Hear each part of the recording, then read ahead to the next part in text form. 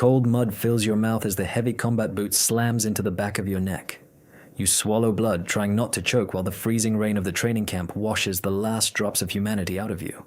There is no surrender here, only the relentless grind of bone against concrete. Level 1. You were supposed to be a regional biathlon champion. That was the unique legal skill that kept you sane in a rusted Siberian factory town where the only currency was cheap vodka and lingering despair. You could control your breathing, drop your heart rate to 50 beats a minute, and put a round through a paper target at 50 meters while your blood screamed from physical exhaustion. It was a ticket to a prestigious sports academy in the capital. A ticket out of the misery.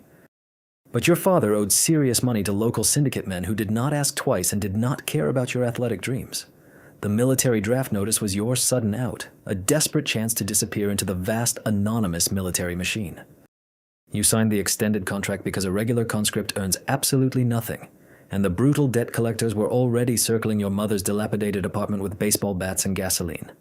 Now you are a Ryadovoy, a lowly private in a highly classified GRU Spetsnaz brigade.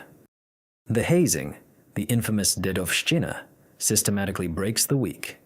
You do not break. You silently endure the midnight beatings in the freezing barracks.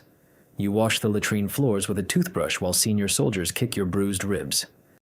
You strip your AK-74M blindfolded until your fingers bleed and your fingernails crack down the middle. You learn to sleep standing up in the armory. You learn to eat raw garbage and be grateful. You learn to become a mindless machine. Your first actual deployment is a blurred, chaotic nightmare of urban pacification in a hostile, mountainous border region. The commanders call it a limited anti-terror operation. You stack up on a breached wooden door of a bullet-riddled concrete apartment block. The sickening smell of raw sewage and human fear is thick in the dusty air. You throw a Zarya stun grenade into the dark room. The deafening flash blinds everyone inside. You step into the breach. You fire methodical double taps into the dark silhouettes through the thick gray smoke. Center mass. Head. Just like the wooden biathlon targets in the pristine snow, only these targets spray hot, bright blood across your tactical visor. The combat pay hits your offshore bank account the next week. It is more money than your father saw in a decade of breaking his back at the local smelter. You send it all home through untraceable wire transfers to clear the debt. You tell your mother you got a quiet, safe logistics job in a Moscow supply depot. You lie easily, your voice devoid of emotion. Level 2. You are a sergeant now. A hardened, respected contractnik.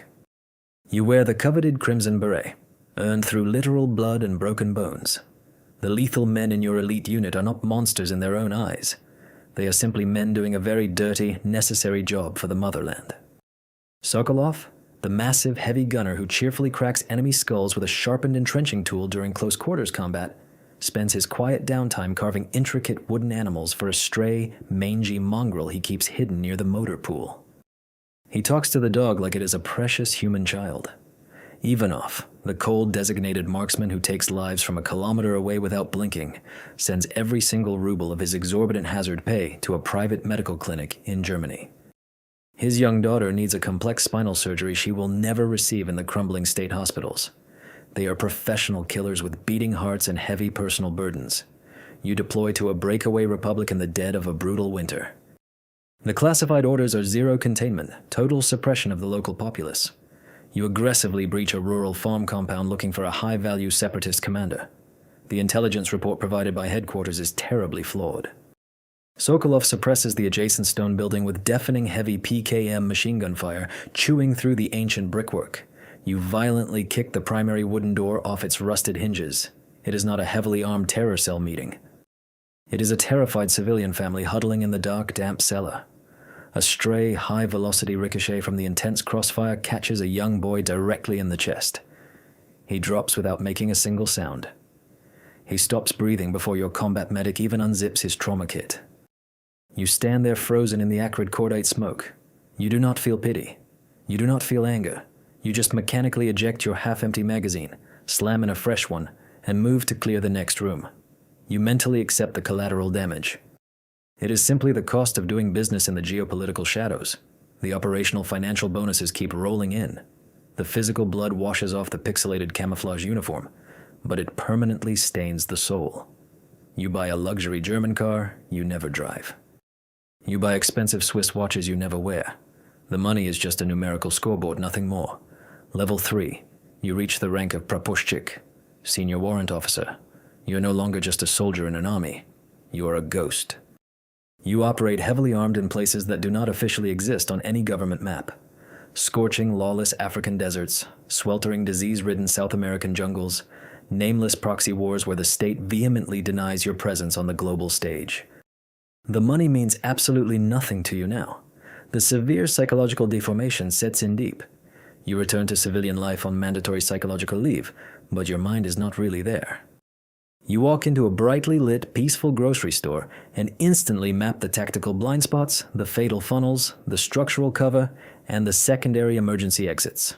You involuntarily calculate the ballistic trajectory of a bullet through the canned goods aisle. You sit in quiet restaurants with your back pressed firmly against the solid wall, intensely scanning the empty hands of every single person who walks through the front door. You do not sleep for more than 2 consecutive hours at a time. You close your heavy eyes and hear the distinct, terrifying metallic click of a pressure plate tripwire releasing under your boot. Every time a normal civilian phone rings, your right hand twitches violently toward a concealed leather holster that is not there. You tried desperately to have a normal personal life, a real relationship. You met a beautiful girl from St. Petersburg. She was an aspiring architect. She genuinely liked your quiet confidence, your stoic, unwavering silence. But she woke up one night in sheer terror to find you pinning her to the mattress by her fragile throat. Your eyes were wide open but completely empty, violently fighting a phantom insurgent in your night terrors. She silently packed her bags and left the apartment before sunrise. You did not try to stop her. You did not say a single word of apology. You are a highly tuned weapon. Weapons do not have wives. They do not have loving families. They only have operators. And you operate yourself perfectly, completely devoid of attachment, totally devoid of hesitation. Your basic humanity has been surgically excised by years of constant, unrelenting trauma. Level 4. You are a senior operative now, a decorated captain of the shadows.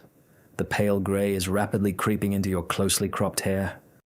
Your knees ache with a dull, constant, agonizing throb from 1,000 static line parachute jumps and fast ropes down the concrete sides of hostile buildings. Your ears ring permanently with high-pitched tinnitus from countless flashbang detonations. You are sitting silently in the sterile fluorescent briefing room when the new, highly trained replacements walk in. They are barely 22 years old. They have dead, hungry, unblinking eyes and twitchy trigger fingers. One of them, a fresh-faced, arrogant kid named Volkov, strips and reassembles his suppressed weapon a full 3 seconds faster than you can. He runs the live fire kill house simulation without missing a single beat, moving fluidly like water through the rooms. You look at his ruthless mechanical efficiency, and you clearly see your own impending obsolescence. The High Command does not care about your vast combat experience. They do not care about the bloody sacrifices you made over a decade. They only care about your current physical utility. You are a rapidly depreciating asset in a high-turnover lethal industry. You seriously thought about refusing to sign the next Black Ops contract. You thought about taking your accumulated millions and disappearing completely into the dense, untrackable Siberian taiga. But you know entirely too much. You have seen too many illegal, off-the-books black sites. You have personally buried too many bodies that officially do not exist in the state archives. There is absolutely no retirement plan for a shadow of the state.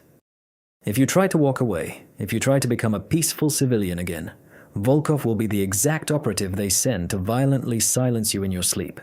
So you stay. You quietly gear up. You check the integrity of your ceramic ballistic plates. You pull the heavy black balaclava over your scarred face. You are the invisible, violent hand of a state that will instantly disavow your entire existence the very second you fall. You traded your humanity for a rifle, a paycheck, and a paranoid survival instinct that isolated you from the entire world. Now you are just another piece of cold, disposable steel waiting to rust in a shallow foreign ditch.